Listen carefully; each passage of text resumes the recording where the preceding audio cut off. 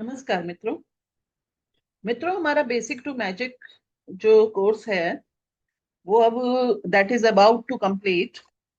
कुछ topics important topics रह गए हैं। आशा है आप लोग बेसिक टू मैजिक जो कोर्स आप लोगों ने ज्वाइन किया है इसको एंजॉय कर रहे होंगे। इसके बाद एडवांस कोर्स शुरू होगा। जो लोग भी उसमें एडमिशन लेना चाहते हैं दिए गए नंबर पर कांटेक्ट कर सकते हैं। आज जो टॉपिक हम लोग पढ़ने वाले हैं वो है लगन कुंडली,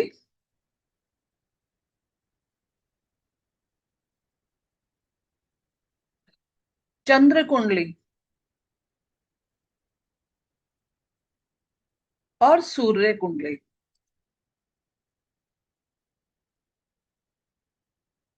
इस तीनों कुंडलियों को कैसे समझें? दरअसल ये कुंडली तो एक ही है, बस कुंडली को घुमा के रख दिया जाता है। ठीक है, इसको कैसे समझें? जब भी हम कोई कुंडली को डाउनलोड करते हैं तो हमारे सामने जो कुंडली आती है वो होती है लगन कुंडली। यहां पर सपोज मैं एक चार्ट बना देती हूँ। कोई भी एक चार्ट आप लोग अपने सामने ले लीजिए। आप एक चार्ट को डाउनलोड कीजिए, अपना चार्ट रख लीजिए। चार्ट मतलब अपनी कुंडली को रख लीजिए। जब आप उस कुंडली को देखेंगे तो आपको ग्रहों की स्थिति जिस प्रकार है वैस उसी प्रकार आपको लिख लेनी है। बिल्कुल उसी तरह से सारे ग्रहों को लिख लेना है। 1 2 3 4 5 6 7 8 9। ये आपका हो गया D1 चार्ट। D1 चार्ट मतलब लगन कुंडली। अब जो लगन कुंडली है उससे चंद्र कुंडली कैसे बनाएंगे या सूर्य कुंडली कैसे बनाएंगे, इसको जानने से पहले हम इन तीनों में डिफरेंस को समझते हैं। एक है लगन, एक है चंद्र और एक है सूर्य। लगन को कहा जाता है ये हमारा शरीर है। हमारे शरीर से रिलेटेड जो भी चीजें होंगी वो हम लगन से देखेंगे। चंद्रमा को कहा जाता है ये हमारा मन है। मन से रिलेटेड चीजें जो भी होंगी। अब मन से रिलेटेड क्या क्या हो सकता है? सुख और दुख। शरीर से रिलेटेड क्या हो सकता है? बीमारियां या स्वास्थ्य। बीमारी क्यों कहें, स्वास्थ्य। और सूर्य क्योंकि हमारी आत्मा है तो सूर्य से देखा जाता है आध्यात्म। इन तीनों को समझना बहुत ज्यादा जरूरी है। देखिए, एक व्यक्ति के तीन लगन बन सकते हैं। और भी लगन होते हैं, आरूढ़ लगन, ये लगन वो लगन, वो सारी आगे की बातें हैं। लेकिन बेसिक जो है वो ये है कि लगन कुंडली बनती है, चंद्र कुंडली बनती है और सूर्य कुंडली बनती है। ठीक है। लगन क्या बताता है? हमारा शरीर, हमारी पर्सनालिटी, हमारी इम्यूनिटी, हमारा स्वास्थ्य है, हमारी बीमारियां, हम कितने स्वस्थ हैं। चंद्रमा हमारा मन है, जो हमारे सुख और दुख, हमारे जीवन में जो भी कुछ अच्छा हो रहा है उससे हम सुखी होते हैं। जो भी कुछ हमें लगता है ये ठीक नहीं हो रहा, अब ठीक नहीं हो रहा यानी कि जिस चीज से हमें दुख हो रहा है वो ठीक नहीं हो रहा। ठीक है ना। अब सूर्य हमारे आध्यात्म के बारे में बताता है। तो हमें क्या चाहिए कि जब हमें अपने शरीर की स्टडी करना है तो हम लगन कुंडली देखें, मन को स्टडी करना है तो चंद्र कुंडली, और सूर्य को स्टडी करना, आत्मा को आध्यात्म को स्टडी करना है तो सूर्य देखें, सूर्य कुंडली। अब बनाएंगे कैसे? ठीक है, एक दो चीजें और यहां पर समझने की जरूरत है। जैसे हमने कहा कि सुख और दुख का अनुभव हमें मन से होता है। जीवन में होने वाली कुछ ऐसी घटनाएं जैसे विवाह, विवाह मतलब ये इवेंट है ना कि आपका शादी हुई। अब शादी हुई तो जीवन बदला, आपके साथी आ गया। अब उससे आपका मन मिलेगा नहीं मिलेगा, तो इसको भी चंद्रमा से देखना उचित रहता है। ठीक है। दोनों का आध्यात्मिक लेवल सेम रहेगा कि नहीं रहेगा। एक तो सात्विक प्रवृत्ति का है, एक तामसिक का है, तो थोड़ा मुश्किल हो जाएगा ना। तो ऐसे में सूर्य कुंडली को भी लगाकर देख लेना चाहिए। शरीर से दोनों स्वस्थ रहेंगे नहीं रहेंगे, दोनों की कंपैटिबिलिटी, फिजिकल कंपैटिबिलिटी मैच करेगी कि नहीं करेगी, तो लगन कुंडली। तो आई होप आप ये विवाह के टॉपिक से इस चीज को ज्यादा अच्छे समझ पाए होंगे कि तीन कुंडलियों को अलग अलग क्यों देखा जाए। अब बात आती है कि कैसे बनाएं। आपके पास अपनी लगन कुंडली है, ये आपकी लगन कुंडली है। इससे आपको चंद्र कुंडली बनानी है। यहां हम चंद्र कुंडली बनाएंगे। हमने ये देखना है कि हमारी लगन कुंडली में चंद्रमा कौन सी राशि में बैठे हैं। तो ये जो हमने एग्जाम्पल कुंडली ली है, हमने देखा कि चंद्रमा कहाँ बैठे हैं, कन्या राशि में। तो हमने कन्या राशि को पहले खाने में यानी कि लगन में लिख देना है, और चंद्रमा को यहां पर। इसके बाद सारी राशियों को क्रम के अनुसार जैसे हम लिखते ही हैं, ये लिख देना है। ठीक है। अब इसके बाद जितने भी प्लैनेट्स आपको अपनी चार्ट में जिस जिस राशि में दिख रहे हैं, आपने उनको एज इट इज मेंशन कर देना है।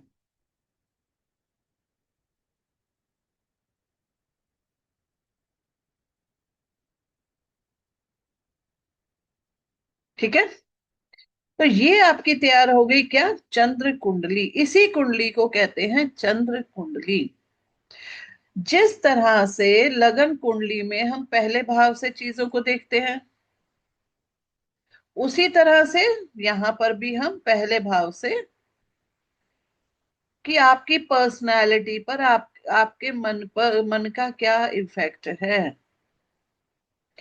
यहाँ अब आपकी पर्सनालिटी आपके मन से जांची जाएगी। कुछ लोग कहते हैं ना, अरे ऊपर से ही रूखा है, अंदर से बहुत नरम है, अच्छा है, मन का बहुत अच्छा है। तो मन का अच्छा है या नहीं है, ये कैसे पता चले। तो वो पता चले चंद्र कुंडली से। आपने सुना होगा ना ये कहते हुए लोगों को, अरे ऊपर से ही डांटता है, मन का बहुत अच्छा है। तो ये चीज कैसे पता चलेगी, ये पता चलेगी आपकी चंद्र कुंडली से। ठीक है ना।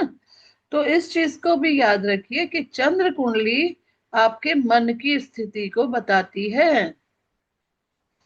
अब जैसे आपने कहा कि धन संचय का भाव दूसरा भाव होता है, बिल्कुल इसी तरह से चंद्र कुंडली में सेकेंड हाउस को भी धन संचय का भाव देखा जाएगा। जिस तरह से तीसरा भाव कम्युनिकेशन का, छोटे भाई बहनों का, पड़ोसियों का, गुरु के प्रवचनों का, और भी तीसरे भाव से जो भी चीजें देखी जाती हैं, वो आपके चंद्र कुंडली के तीसरे भाव से देखी जाएंगी। कहने का मतलब ये है कि बिल्कुल वैसे ही देखा जाता है चंद्र कुंडली को भी, जैसे लग्न कुंडली को देखा जाता है। ठीक है ना। तो इसलिए चंद्र कुंडली भी बहुत इंपॉर्टेंट है। ठीक है। अब आप कंपेयर भी कर सकते हैं। अगर आपको किसी के व्यक्ति के अंदर की बात जाननी है कि मन से वो कैसा है, तो चंद्र कुंडली बना सकते हैं। ठीक है ना। बिल्कुल बना सकते हैं। उसके बाद आती है बात सूर्य कुंडली की। अब देखिए चंद्र कुंडली में अगर इनकम का भाव ये है, तो यहाँ पे भी इनकम का भाव ये है। अगर कर्म भाव ये है, तो कर्म भाव ये है। सहयोगी का भाव ये है, तो सहयोगी का ही भाव ये है। भावों में चेंजेस नहीं होंगे, और भावों के कारक तत्व भी चेंज नहीं होंगे। बस यहां पर आपको देखने का ढंग बदल जाएगा। आपकी इंटरनल, आपका मन क्या कहता है उस विषय के बारे में, ये बदल जाएगा। ठीक है। अब आप यहां पर देखिए, एक एग्जाम्पल ले लेते हैं। ठीक है। यहां पर अगर हम एक एग्जाम्पल ऐसा ले लेते हैं, कौन से भाव से ले, चलिए शिक्षा के भाव से ले लेते हैं। अब यहाँ पे शिक्षा के भाव में गुरु और केतु बैठे हैं, और यहाँ पर जो राशि है मंगल की राशि है यहाँ पर, और गुरु और केतु यहाँ पर हैं। और यहाँ पर देखिए शनि की राशि है, और शनि यहाँ पर देख भी रहे हैं। यहाँ पर कौन देख रहे हैं, राहु देख रहे हैं, और कोई प्लैनेट देख रहे हैं यहाँ, शनि की दृष्टि आ रही है। यहाँ पर भी क्या गुरु की दृष्टि आ रही है? अगर हम इस चंद्र कुंडली में देखें तो क्या अब गुरु की दृष्टि यहाँ आ रही है? नो, नहीं आ रही। लेकिन मंगल की दृष्टि आती है यहाँ। तो यहाँ पर ये चीज जो होती है, लगन कुंडली से क्या पता चल रहा है? पताका योग है। शिक्षा के भाव में शनि की दृष्टि आने से क्या हो रहा है? शनि की दृष्टि आपको रूढ़िवादी बनाती है, संस्कृत पढ़ा सकती है, आपको अपनी कल्चर के बारे में जानने की इच्छा हो सकती है। ठीक है, संस्कृत पढ़ सकते हैं आप पुरानी चीजों को पढ़ सकते हैं, पुराने ग्रंथों को। इसी तरह से क्या यहाँ पर देखिए, अब मन क्या कहता है? मन पर भी शनि की दृष्टि आने का मतलब है कि आप वही रूढ़िवादिता, कल्चर, संस्कृत या पुरानी चीजों को पढ़ना चाहते हैं, और आप पढ़ेंगे क्यों? क्योंकि शिक्षा भाव पर शनि की स्वयं की दृष्टि है। और किसकी दृष्टि है? मंगल की। मंगल की दृष्टि से आपको एनर्जी मिलती है। क्या मिलती है? एनर्जी मिलती है। मंगल एक्शन है। ठीक है। और मंगल अगर अपनी उच्च राशि को देख रहे हैं तो इसका क्या मतलब हुआ? कि बहुत अच्छे से वो प्रेरणा देंगे काम करने की। मकर राशि मंगल की उच्च राशि होती है ना। तो यहां मैं आपको ये समझाने की कोशिश कर रही हूं कि किस तरह से इसके रिजल्ट्स को देखा जाए, जबकि यहां पर ये चीज नहीं दिखाई देती। ठीक है।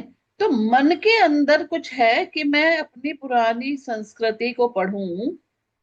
ये वाला जो चार्ट कह रहा है कि पुरानी संस्कृति को पढ़ना चाहता है स्टूडेंट, क्योंकि पंचम भाव से हम शिक्षा को देखते हैं, और वहां पे शिक्षा किस तरह की आ रही है? शनि की। टेक्निकल भी हो सकती है, ऐसा नहीं।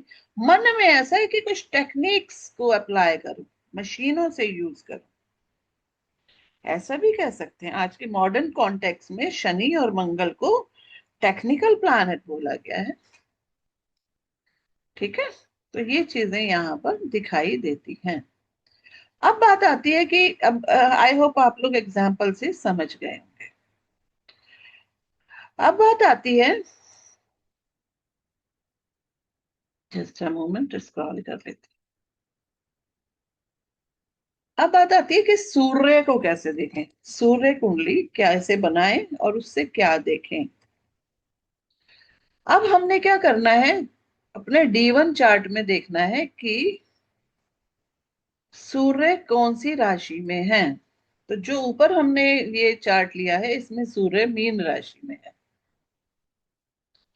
तो हमने क्या करना है कि मीन राशि से 1 2 3 4 5 6 7 8 9 10 11 12, और सूर्य को बिल्कुल उसी स्थिति में बिठा देना है जैसे कि वो D1 चार्ट में थे। सूर्य कुंडली। अब यहां पर भी क्या करना है हमने? सारे प्लैनेट्स को बिल्कुल उसी तरह बिठा देना है, बिल्कुल उसी तरह प्लेस कर देना है कि जैसे वो D1 चार्ट में थे। सूर्य, चंद्र, मंगल, बुध, शुक्र, गुरु, शनि, राहु और केतु। ठीक है। ये कुंडली हमें क्या बताती है? हमारे आध्यात्मिक लेवल को, आध्यात्मिक स्तर।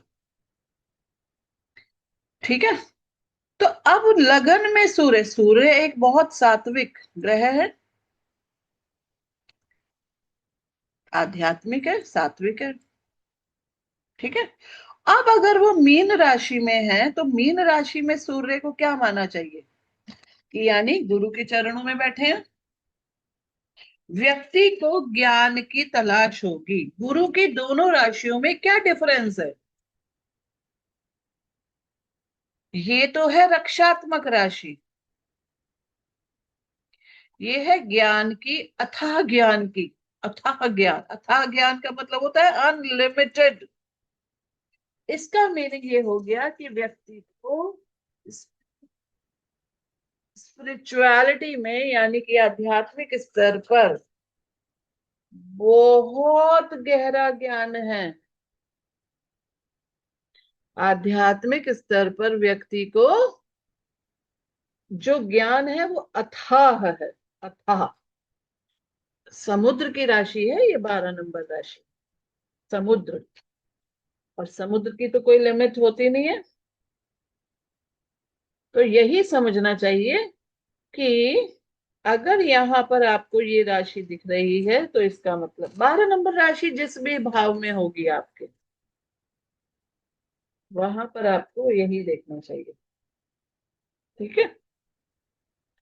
तो ये तो हो गया लगन। अब आगे समझे। 9 नंबर को रक्षात्मक, यानी कि वो धर्म की रक्षा करने वाला होगा। ठीक है, आगे बढ़ते हैं। सेकंड हाउस में गुरु हैं, गुरु और केतु हैं, यानी कि जो धन संचय किया जाएगा वो आध्यात्मिक स्तर पर कैसा धन संचय? गुरु अपनी ही राशि में बैठे हैं तो कैसा मन, आध्यात्मिक स्तर ये कहेगा कि आपको धन संचय करना है ईमानदारी का। क्योंकि गुरु जो है वो क्या कहते हैं कि ईमानदारी होनी चाहिए। Honesty is the best policy. घर में आध्यात्मिकता को लेकर एनर्जी, शिक्षा में आध्यात्मिकता को लेकर आप समझ जाइए कि शनि खुद बैठ गए हैं यहाँ पर, यानी कि वहां पर भी गहरा ज्ञान और प्राचीन ज्ञान की तरफ बढ़ना, यानी कि ऋषि मुनियों के ज्ञान को पाने की कोशिश। यहाँ पे चंद्रमा का होना, यानी अपने साथी के साथ आध्यात्मिक रूप से स्वस्थ जीवन।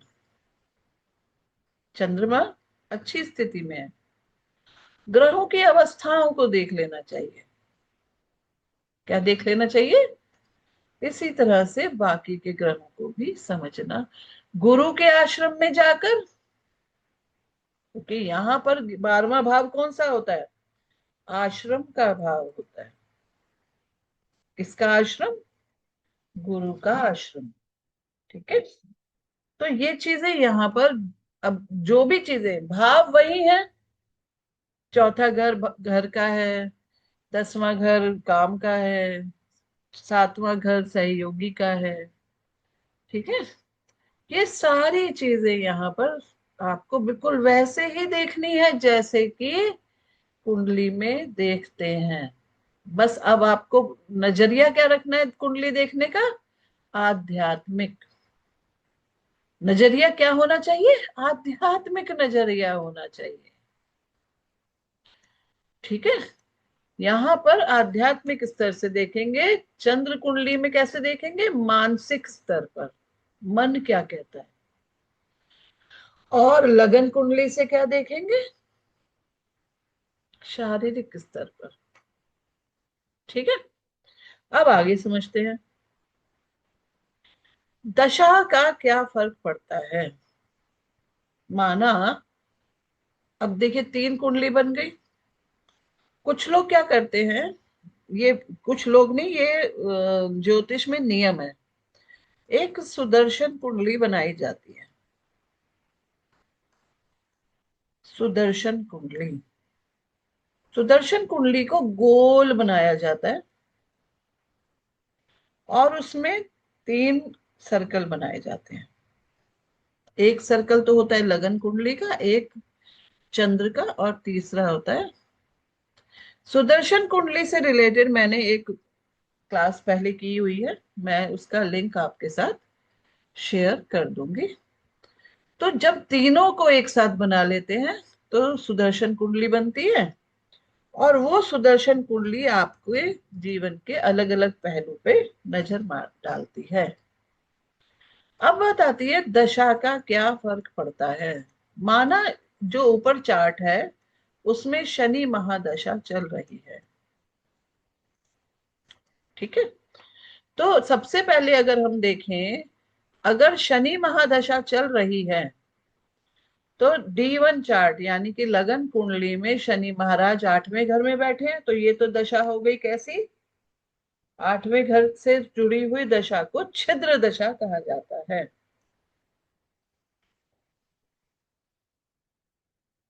जीवन में बदलाव लाने की दशा। 8वें भाव से जुड़े हुए ग्रहों की जब दशा आती है तो व्यक्ति के जीवन में बदलाव होता है। अब यह बदलाव कैसा होगा आप समझिए। यहां बदलाव, क्योंकि D1 चार्ट में 8वें भाव की दशा है, तो शरीर से संबंधित बदलाव होंगे। समझे बात। क्योंकि D1 चार्ट शरीर बताता है, शरीर से संबंधित है, इसलिए अगर 8वें भाव से जुड़े हुए ग्रह की दशा आ रही है तो वो आपके शरीर में चेंजेस करेगी। आप शारीरिक स्तर पर ट्रांसफॉर्मेशन की तरफ चल देंगे, ठीक है। फिर बात आती है चंद्र कुंडली में। चंद्र कुंडली को समझेंगे। अब चंद्र कुंडली में शनि महाराज 11वें भाव में बैठे हैं, और ये भाव होता है आपके आय का और लाभ का, ठीक है। तो मानसिक स्तर पर आपको जो ऐसा लग सकता है कि आय और लाभ शनि के अकॉर्डिंग हो रहा है। अब वो धीरे या जा तेज वाली बात नहीं है, वो जैसे जैसे आप सीखते जाएंगे आपको समझ आता चला जाएगा, ठीक है। यहां पर क्योंकि वो शारीरिक स्तर पर इनको दिखा रहा है, अब यहाँ पे शनि के अकॉर्डिंग ही आय या लाभ। अब इस कुंडली में शनि कहाँ के स्वामी हैं, 5वें भाव के और 6ठे भाव के। 5वां भाव शिक्षा का होता है और 6ठा भाव सेवा का होता है। तो शिक्षा और सेवा से व्यक्ति की आय हो सकती है, ठीक है। यहाँ पर ये चीज दिखाई देती है मानसिक स्तर पर। यानी कि मानसिक स्तर पर व्यक्ति को रेडी हो जाना चाहिए कि अब उसे शिक्षा और सेवा से ही पैसे कमाने हैं। आय जो होगी, प्रसिद्धि भी यहीं से देखते हैं ना, मेडल मिलना, अवार्ड्स मिलना, प्रसिद्धि होना, ये सब यहां से होता है। इसके बाद आध्यात्मिक स्तर पर क्या होगा वो हमें यहां से समझना चाहिए। आध्यात्मिक स्तर पर शनि महाराज बैठे हैं मंत्र साधना के घर में। 5वां भाव मंत्र साधना का है, तो जब शनि की दशा आएगी तो ये व्यक्ति मंत्र साधना की तरफ बढ़ जाएंगे, और मंत्र साधना ही इन्हें लाभ, क्योंकि यहाँ पे लाभ भाव के स्वामी है और गुरु के आश्रम के भी स्वामी है, ठीक है।